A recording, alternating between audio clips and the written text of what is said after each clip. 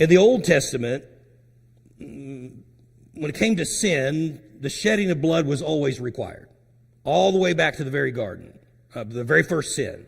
He instituted an animal sacrifice. If you remember when Adam and Eve sinned, first thing that had to take place was a blood sacrifice.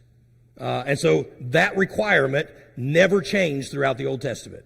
There was always the need for a blood sacrifice to be carried out because of our sin. That's why it says in verse 22 of chapter 9 that almost all things are by the law purged with blood. However, there's an interesting caveat. He says almost all things. So what does he mean by almost all things? Well, under the Old Testament law, blood was always the primary means of purification, but it wasn't the only means of purification. Remember, don't get uneasy here. It was all symbolic.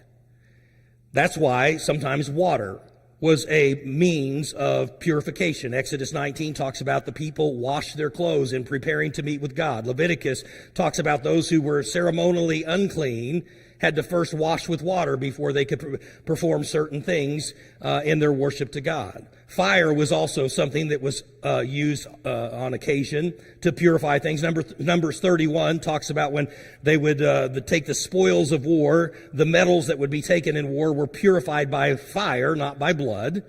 And even flour was often used in worship and sacrifices. Leviticus chapter 5 tells us that if a person was too poor to offer an animal sacrifice, they could bring a flour offering.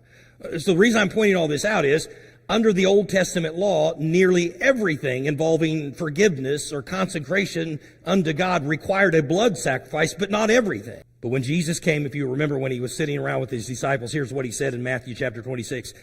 This is my blood of the New Testament. What does he go on to say? It's shed for many for the remission of sins. There was no remission of sins until then. All it was a covering for a year.